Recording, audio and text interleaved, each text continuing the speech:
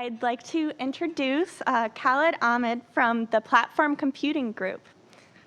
Thank you. Thank you, Amanda. So I'll have my 15 minutes of fame on YouTube one of these days. OK, great. Thanks for coming out here, and thanks for Google to put on this conference. So what I'll be talking about is scalability in the context of grid computing, giving you a little bit of background into platform and our products and architecture and how it works, and then talking about some experiments and scenarios that we did in some large-scale clusters, and show how we address some of the bottlenecks that we found and how we're kind of going forward in terms of supporting these large-scale distributed computing infrastructures. So just a bit about platform. Probably a lot of you have not heard of who Platform is. We're a private software company based out of Toronto, Canada, about 500 people.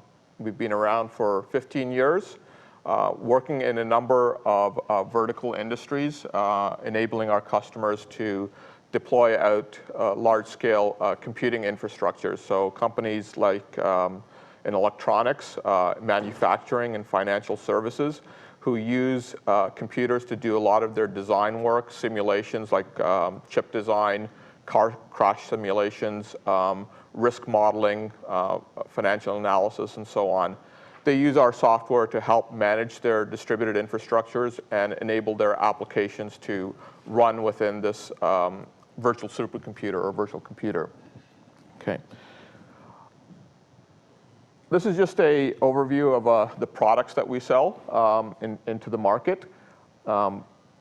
Basically, what we provide is a layer of workload management software that allows you to run different types of applications, whether they be batch or service-oriented high-performance computing applications and so on a common set of resources. We support a variety of OSs and platforms, integrating them into a sort of a heterogeneous resource pool. So the main products that we sell in the market are our LSF family of products that deal with batch types of workload, primarily used in electronics and manufacturing industries. Our Symphony middleware, which is oriented at high-performance computing in a financial services context, where you have a bunch of services that need to be provisioned and started up, and messaging layer allowing you to send tasks to these services and do the computations and so on around that. We have a number of other products that we're also selling in the market and embedding our technologies in other applications. So for example, we have an arrangement with SAS that uses some of our grid computing software within their BI analysis and those kinds of tools. So underlying the products that we sell is basically a common technology platform that we call the Enterprise Grid Orchestrator. That's more of a marketing term. But, and this is what I'm going to be talking about primarily today, and talk a little bit about how we use this Enterprise Grid Orchestrator layer within the LSF and Symphony product family. Okay. So let me just give you an idea of the kind of approach that we've evolved to over the years in working with a variety of customers in different industries, right? So we see there's a need for there's all different types of applications within these customer environments. You have the traditional batch types of parallel computations. You have more of the service-oriented applications. You have J2EE and so on, right? There's all these different types of middleware. And what we need to do is provide a way of getting those applications to run within a common infrastructure, a shared infrastructure. So our approach is really to look at all these devices, the nodes within the environment, as basically an anonymous collection of server, CPUs, memory, and disk, right? And we treat the OS that runs on those devices as basically a device driver, right? So you're really trying to aggregate all these devices together and create this virtual computer on top of it. And you're using these underlying devices as components, right? So this is very similar to the Google model, right, of disposable computing where these resources can come and go and fail and so on. So in order to address the issue of connecting these resources to the applications on top, we break up the problem of distributed computing into two layers, right? One is a generic resource management layer, right? So the idea is basically to create a meta OS or a grid OS on top of the individual node OSs. And this is, I'm using the term OS in a loose sense, right? But the idea is to aggregate all these machines and be able to monitor them, allocate them, instantiate activities or processes on them. So a lot of the basic primitives that OS provides on one machine, you're looking at trying to extend out onto a large-scale distributed environment. Okay.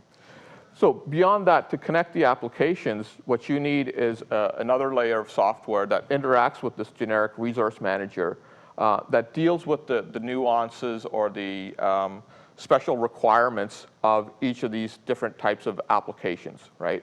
So we have the notion of a batch workload manager. That's, again, in our LSF context. We have the notion of a SOA or parallel services workload manager in our Symphony product.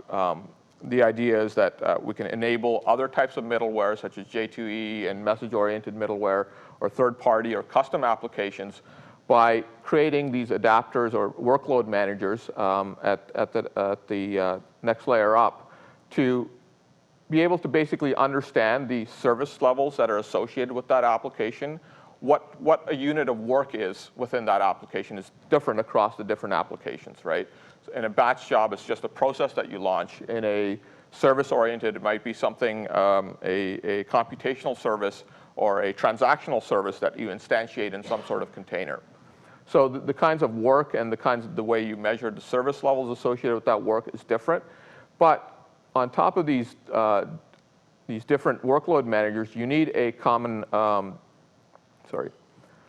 resource management layer, right? So there has to be a single global resource manager that is able to see the workloads or the requests from different types of applications and is able to make arbitration decisions about what to allocate to what application, how to handle things like failover, right? If a node goes down, how do I recover from that? How do I relaunch processes on other machines and so on? So all those kinds of common capabilities that you see as being needed across different types of applications and middleware, we try to encapsulate that into that resource management layer, right? So the traditional approach has been to build resource management within the workload management. That's the traditional approach. So you do it on a silo, on a per application basis. You build all the capabilities for failover, monitoring, resource detection, and resource allocation within that. But then the issue is that you cannot support, or it's harder to support different types of workloads. Okay, so that's the approach that we're taking.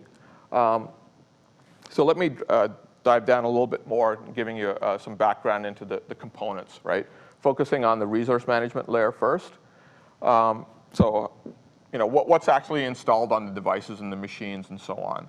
And this is important to set the context because when I talk about scale, there's bottlenecks within some of these components, and I'll talk about how we address those bottlenecks over time. Okay, so on each of the devices that we manage, there's basically a couple of daemons or low-level agents that are running. One is the LIM, Load Information Manager, and that's basically forms the kind of eyes and ears of the system, right? It monitors the resources, it understands what's available on that resource, what the load state is, static properties such as OS types and versions and all those kinds of things are collected through that. So it's a very lightweight, low overhead data collection mechanism that we have in there, right? The PEM is a process execution manager. That is more the arms and legs in a sense, right? To be able to instantiate and control activities on those bosses, launch processes, control them, monitor them, all those kinds of things. So on top of that, we have this centralized master, right? A master machine that has the LIM and PEM on there as well. And there's an extra couple of daemons on there. So the first is this virtual execution machine kernel daemon. That is basically the allocation service within our software. So that's the component that the other clients go to when they need resources, right? It applies policies on the use of those resources by different applications and allows you to control those according to the various rules that you set. Another component is the service controller. And again, if you use the OS analogy, for a distributed environment, this is the equivalent of the Windows Service Control Manager or initd on the Unix platform. What it does is acts as a bootstrap mechanism for all the other services which will run within the environment. So the other services, again, are things like our session manager and our high-performance computing parallel services, our master batch daemon, which is the batch scheduler, and other components. So the service controller manager basically allows you to define services, ensures that they're always running. If the node fails, it detects that from information that it's gathering from the underlying infrastructure, and it restarts those services and things like that. Okay, so that's the basic component model.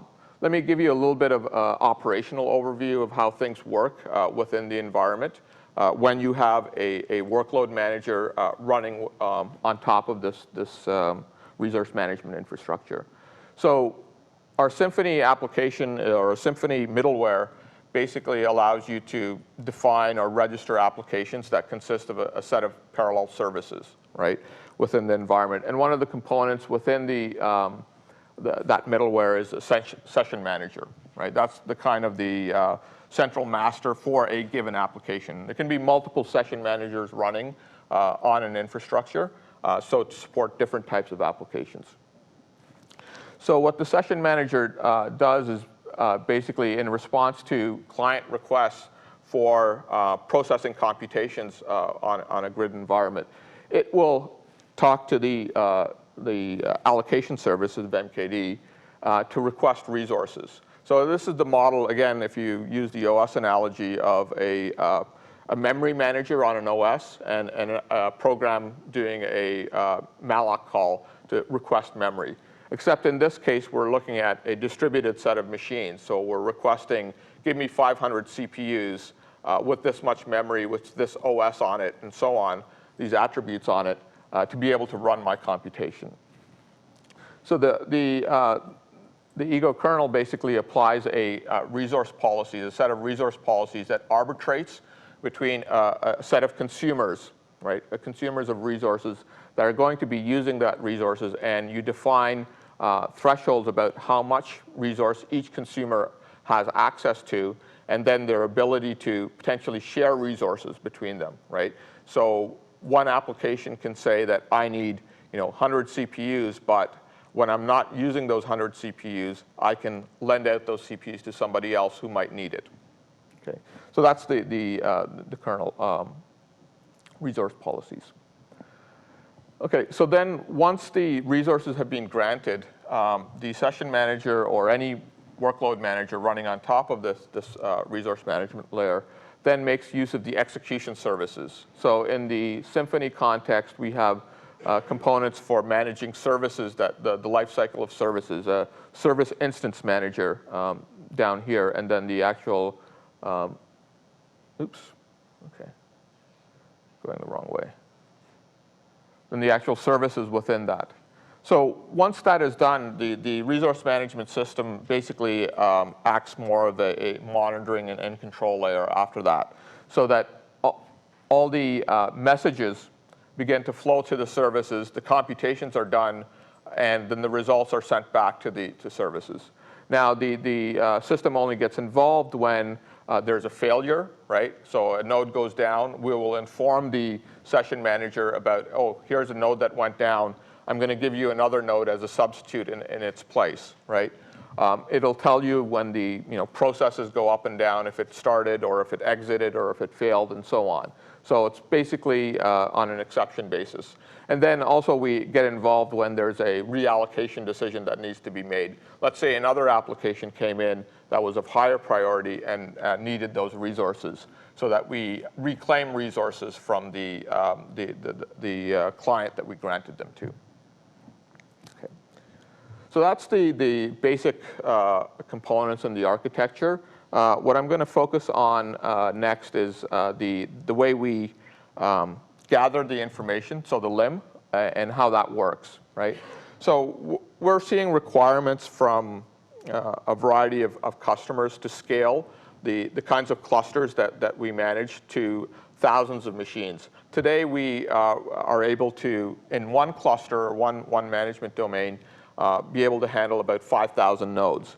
And we're seeing some requirements in especially in financial services, electronics, and so on, that are driving these numbers up quite significantly, right? So today we are at 5,000 nodes, and we're looking at going to, in the next year or so, going to 10,000 nodes with about, if you look at 20K sockets and 40K cores, right, within that environment. And then going even beyond that to 15,000 and 20,000 in the future. So the question arises, how do we scale our infrastructure to be able to deal with these kinds of numbers, right? So not only are the number of machines scaling, but the workloads on those machines are also becoming more complex, right? So you're talking about millions of jobs within the system at any given time. And jobs in the sense can be either sequential jobs running on one machine at a time, or a large parallel computation requiring multiple machines. Okay, so this is where the customers are pushing us towards. And what we were doing in our experiments is to see our basic clustering layer, clustering infrastructure is built around this LIM component, right? So as I mentioned, the LIM basically runs on every node, is able to collect a bunch of performance information. So we have a bunch of metrics that we have out of the box. You have the ability to extend that and add additional metrics, up to 255 dynamic metrics that you can also add that need to be able to be collected on those devices, right? So there's obviously a central master in here, and that, every time you have a central master, you think, okay, that's going to be a bottleneck, right? So how do we address that? As I said, today we have ability to handle 4,000 or 5,000 nodes with one central master, and then we're looking at scaling that beyond that. Okay, so the LIM comes with a set of APIs and so on that allow you to tap in that information.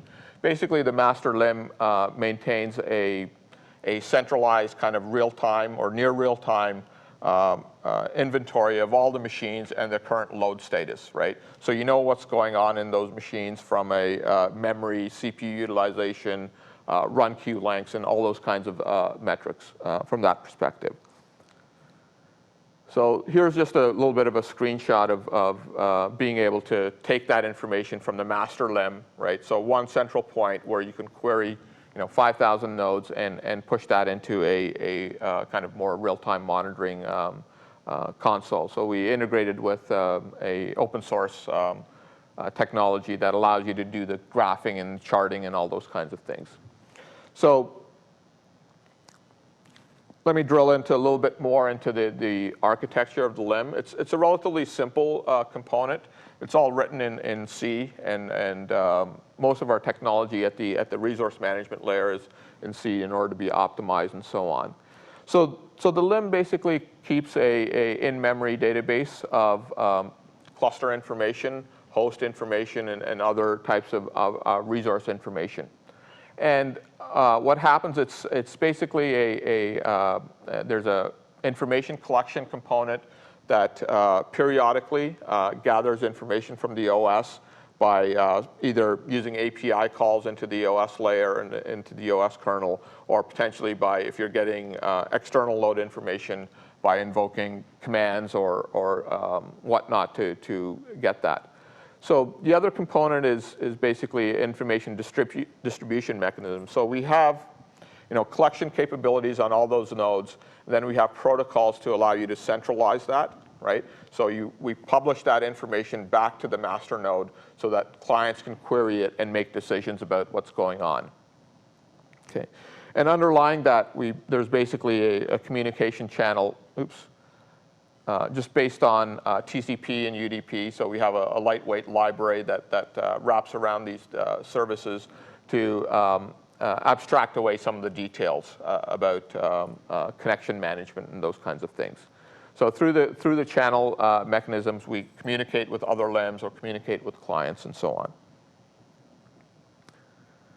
Okay, so let me talk a little bit about the protocols within the LIM, how they communicate with each other.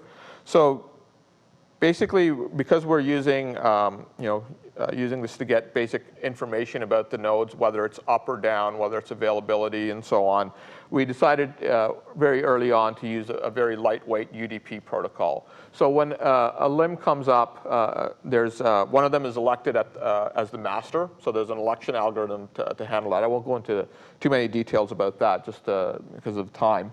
But one of them becomes the master, and he sends out master announcements. So these are UDP packets, very small packets, on the order of a few dozen bytes, that announces itself to the other slaves.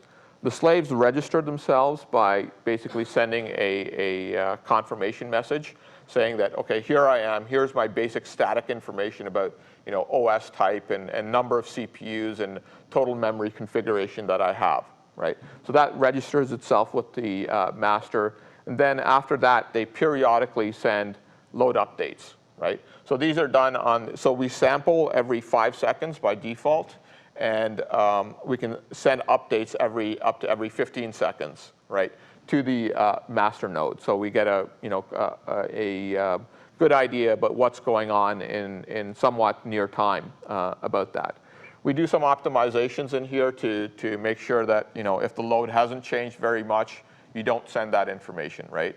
But there's the load updates also act as a heartbeat, so that at certain times you have to, within a timeout, you have to send a load update, right? So you see that within an environment, you're going to see a lot of these load updates flowing to the master, right? And the master being able to aggregate all these and collect these and publish them to clients that need it. Okay. So this is the basic single cluster mechanism, right? What we have in terms of protocols is also the ability for 2 clusters that are independent to communicate with each other and exchange information as well at that level. So this is the multi-cluster type of technology that we've actually had for quite a while as a base protocol that enabled 2 clusters to communicate with each other and exchange load information about each other so that they can make, again, decisions either for monitoring purposes or scheduling and resource allocation. So what happens in this model is that there's basically some protocol messages to allow you to discover who the master is on the other cluster. So one of the bootstrap mechanisms that you need is that each cluster has to be configured to know at least some of the nodes, right? It doesn't matter which ones they are, at least some of the nodes within the other cluster, so that it can query them and say, who's your master? So then it dynamically locates the master, establishes some synchronization information between the master so that they know what machines there are within that cluster and what their basic information is, right? And then on top of that, so what happens is that we establish TCP connections between the masters, and then we do load information exchange between them. But unlike the single cluster case where each node is publishing information to the master periodically, we do this load exchange on demand, right? So if a client on one cluster needs to know the information on the other cluster, it will query that cluster and get that information over a TCP connection, right? And that TCP connection is maintained over the lifetime of the two. If it drops, then we reconnect and so on. So we want basically a low latency mechanism because the amount of information that is going between clusters is much larger than from a node to the master on one cluster. Okay. So, there's some more details about that, how we do some of the load information. There's a bunch of techniques that we use to make that efficient and scalable within those clusters. Okay. So let me talk a little bit about some experiments we did up at CERN. I mean, trying to address scalability issues when we're a relatively small software company. We don't have the infrastructure of Google. We have to rely on our customers to be able to work with us and so on to enable us access. So CERN is a long-term LSF customer of ours. They have access to a fairly large cluster, at least in that context, about 7,000 CPUs, close to 3,000 physical hosts. And what we did was to allow us to simulate much larger clusters than what is physically available. We have this what we call our own kind of virtualization technique, where we can run multiple limbs on a machine and simulate the effect of multiple hosts within that cluster, so that we can simulate 20K, 10K, 20K types of physical machines, because the bottleneck is going to be around the master, not on the slaves, right? So the master configuration that we had, basically a dual core or a quad core machine with 2 CPUs, 16 gigabytes of memory. And what we did was, we're using a variety of, basic low-level tools to basically measure what the bottlenecks are around the master and what we can do to potentially alleviate them. Okay, so this was actually experiments that we did a few years back when we were trying to get to that 5,000 number, and we did some optimizations that I'll talk about. And then going forward, what we're trying to think we're going to do for much larger clusters, right? So actually, it turns out that this is for a 3,000 host cluster, right? It turns out, and this is measuring the actual number of messages or per second that are going to the master, right, from the machines. Oops. What actually happens is that there's a peak that occurs at initialization. That's where the bottleneck actually is. When the cluster first comes up, and it sends out all these announcement messages, right, to a 5,000 node cluster, a lot of those packets get dropped, right, by the OS itself. The network is not actually a bottleneck. It actually delivers all these messages to all those nodes, and all those nodes actually receive it, and then they send back messages quickly, right, to initialize, and then you get kind of a flood of messages that the master cannot handle. At steady state, it's relatively okay in terms of the number of messages per second. The master limb is able to process all those messages and update the in-memory data structures and so on. So it's really the initialization period that happens either when you're starting up the cluster or when there's a failover. That's a bottleneck. So there's actually a fairly slow restart time where the master reconnects with all the machines and gets their load state and so on again. So it takes, on a 5,000 node cluster, it took about 35 minutes for everything to kind of start to sync up again, right? Where you get most of the hosts becoming available and so on.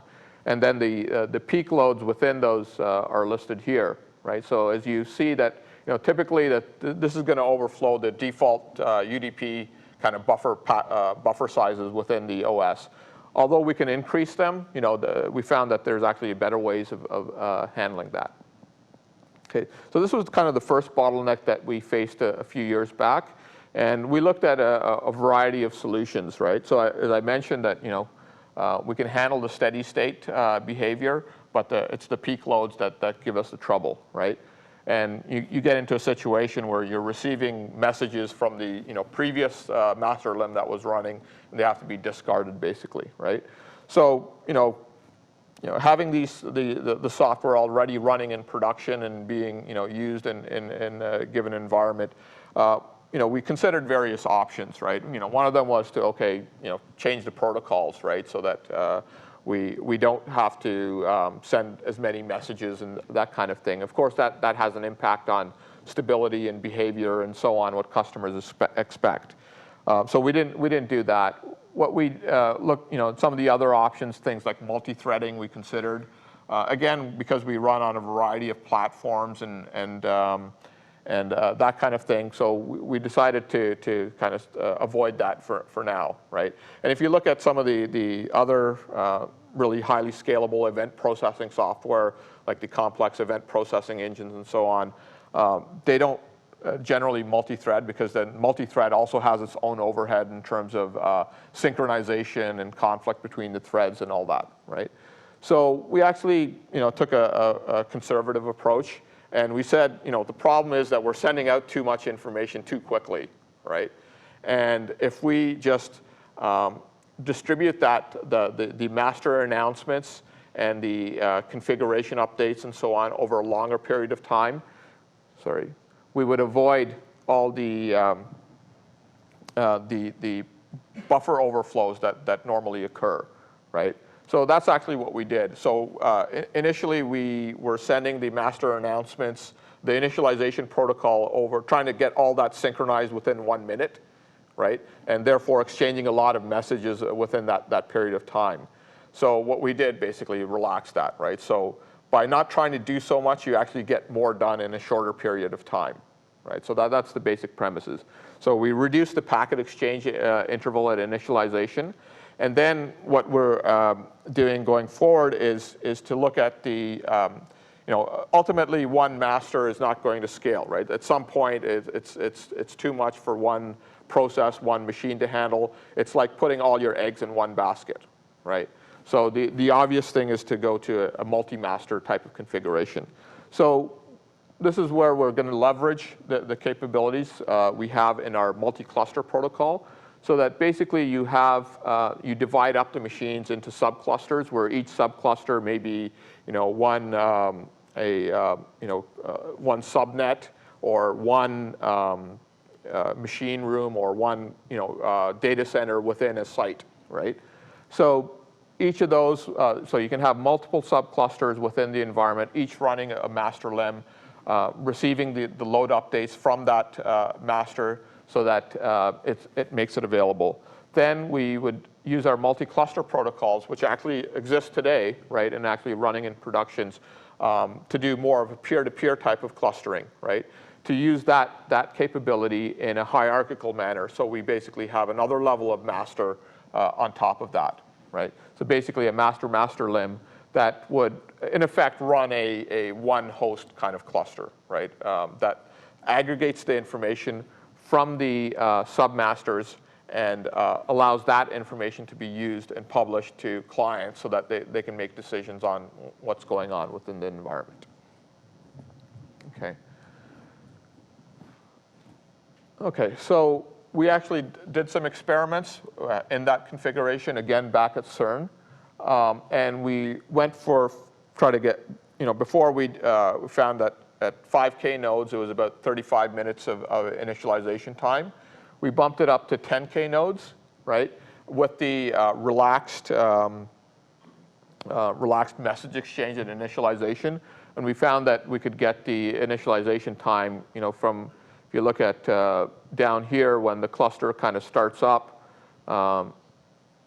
to over here when most of the nodes have joined the cluster. It takes about 12 minutes on 10,000 nodes, right? And what we did was, again, using the simulation facilities that we had at CERN, was to see how we go up to 20K, right? So we created 2 subclusters, each with 10K, and measured the initialization time of all the packet exchange and so on that's occurring within those. And we found that, thanks to the parallelism that occurs within that environment when you have 2 subclusters coming up at the same time, that 20,000 nodes is about 15 minutes for initialization. Okay, so that's probably okay, right, for the kinds of environments that we're targeting and the kinds of availability and so on that we need. Okay. So this other diagram here shows the response time to the master limb, the top level master, to requests, right, for load information. So you're making a request for 20,000, give me all the load on 20,000 machines, right? And we can get that, I mean, it's fairly, because we're using lightweight binary protocols and so on. It takes about half a second to fetch information from 20,000 machines across this environment, right? And steady state, initially, there's some peaks at various times, basically when we're leveraging the multi-cluster, so it's kind of doing it on demand. So as the load request comes in, we cache the information for a little while and then fetch it again if it's out of date, right? So that's where some of these peaks come in. Okay, so that's the approach that we are using at the host level to basically aggregate a bunch of hosts and know the state of all the machines within that environment. So the next thing on top of the limb I mentioned is this allocation service. So let me talk a little bit about that and how we are architecting that and trying to get that to scale as well, right? So the allocation service is basically a component that runs on the master node that takes requests from clients to basically allocate me a set of nodes in order to run my work. The clients can, when they're done with the nodes, they can release them back into the pool, or the allocation service can reclaim them at various times. So we've architected this allocation service to be able to have a plug-in model. So it's kind of a framework that allows you to plug in different types of resources within the environment. So our default approach is to use the information that we have from our own information collection service, the Load Information Manager. But theoretically, it can be plugged into anything because it's any other load information collection service that's out there can also be used to gather that information and publish it into this FemKD.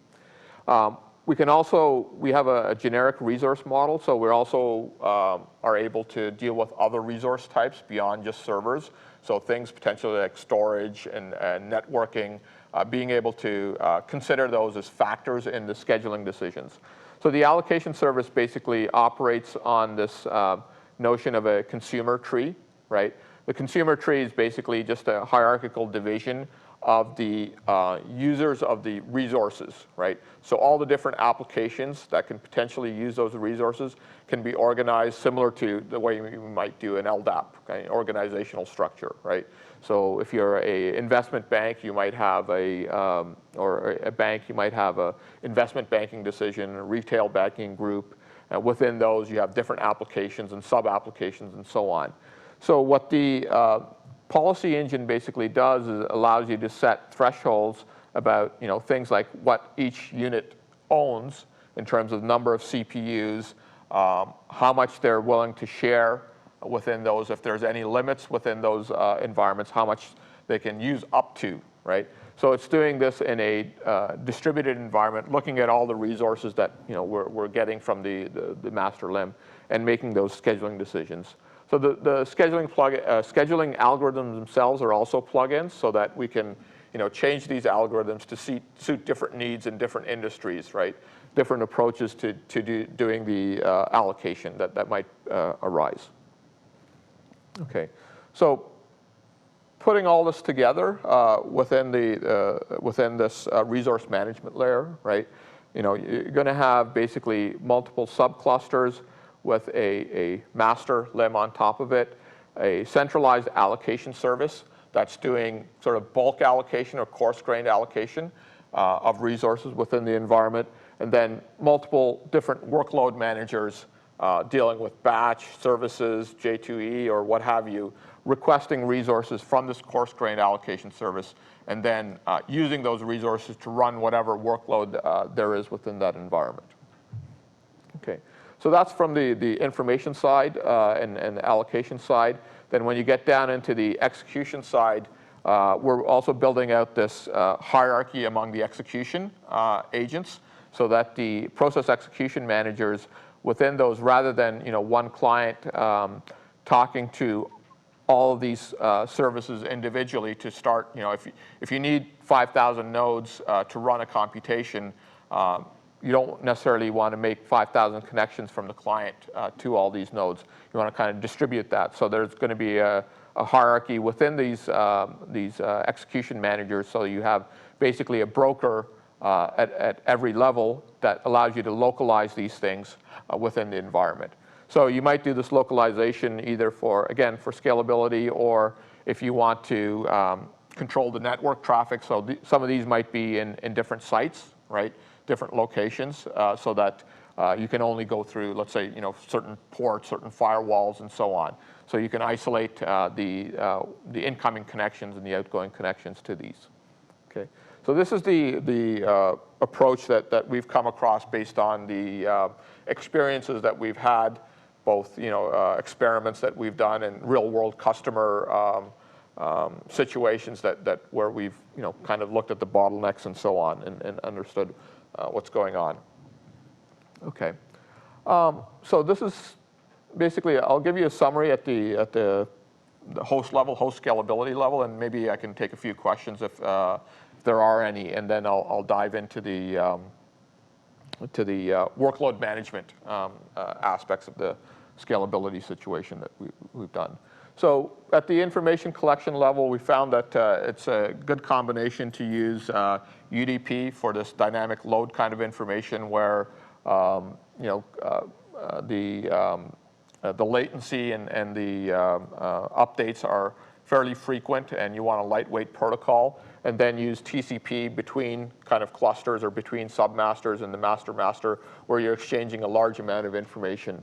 Okay, the whole hierarchical model that we've settled on is the approach that we think allows you to give a single system view of all these distributed resources while still maintaining some locality in the collection, right? We still have the notion of a centralized resource allocation service, because we feel that that's more efficient to do than trying to do a distributed scheduling problem, right? So we do distributed scheduling, but at different layers. So in terms of the coarse-grained resource allocation, all that is centralized, right? And then the fine-grained decision-making about what work unit, what task, and so on to run on what compute node, we delegate that up to the higher-order workload manager, right? So a combination of centralized coarse-grained scheduling and distributed fine-grained scheduling is kind of the approach that we're taking. Okay. So are there any questions at this stage? Okay. Yep. In your first slide, actually, you put up there are different kinds of target applications that you're focusing on, like compute-intensive or quantitative applications. In terms of precise scheduling algorithms or allocation algorithms, how you would allocate in compute-intensive application would be different from a non-tier web application, because when you're scheduling, let's say, database-driven app, then it's not just about actually placing your application, but also how you place your data. Yeah. Yeah. So let me, I forgot to mention that, right? Because I didn't talk much about data, right, within this thing. And data is very important, right? But what we found, again, based on the requirements of the different kinds of application, there's no one data solution that works for every type of application. So if you look in the batch processing and EDA, there's commonly the data infrastructure is NAS, right? Filers that allow you to handle all these, lots of design files. Sometimes they're very small, large numbers of files. In the high-performance computing and financial services, where you're dealing with lots of real-time changes in market data, right? That is coming and going, and you have to reevaluate your risk positions constantly, right? So a lot of computations based on dynamically changing data. The data infrastructure in those kinds of environments is often in-memory caches, right? So different beast than file systems. If you're running MPI types of applications, highly parallel applications, things like the Lustre guys are doing with cluster file systems are the appropriate approach. In the J2E context, databases, right, and SAN storage and so on. So each of these environments are different in the kind of data back end that you need to support that and make best use of that. So we don't dictate that. That's a whole separate area, right? But what we do is integrate with those data storage mechanisms so that when we do the allocation of resources, we're aware of things like data locality, right? We treat data in that sense as a resource. So one of the situations we had in electronic design is that we were able to send out thousands of jobs to all these compute nodes, but what they would do is fetch the design files and hammer the files really, really hard and take them to their knees, right? So then you get into situations where you need to be able to be aware of what the load is on the filers and kind of throttle back, right? Some of the processing that you're doing, right? Ultimately, if you have a infinitely scalable file system or an infinitely scalable filer, then we won't need that, right? But the reality is that there's different bottlenecks within the storage that is triggered by the ability to do all these distributed computations. Okay, I don't know if that answers your question or not, but at a high level, that's kind of for the J2E environments, then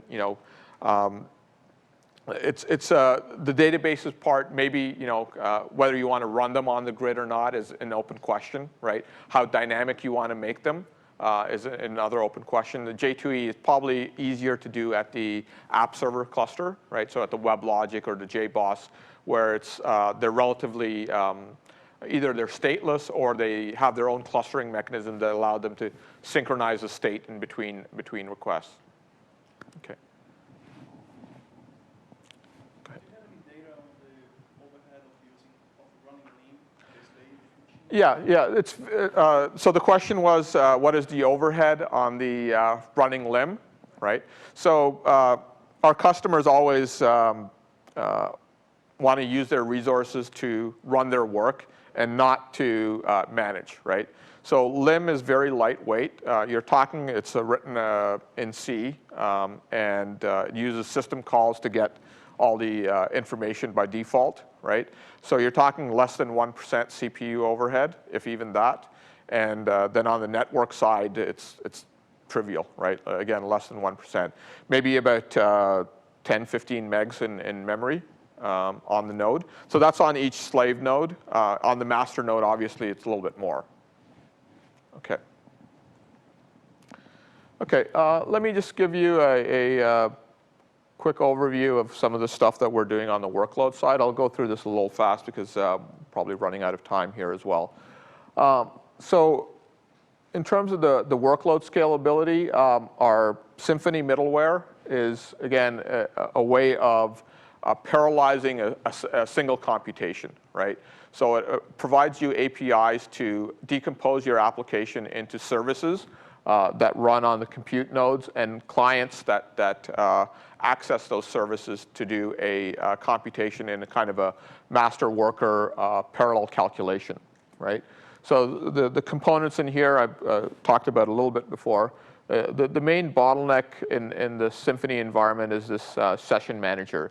That's the central point that receives all the messages, right, for doing the computation. It handles the data distribution of those messages to the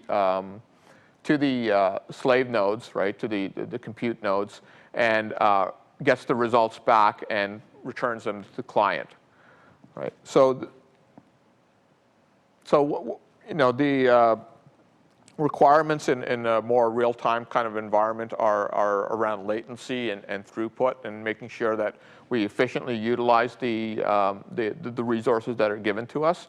So we have a variety of techniques that, from thread pooling in the SSM. The SSM is written in C++. It's a multi-threaded application.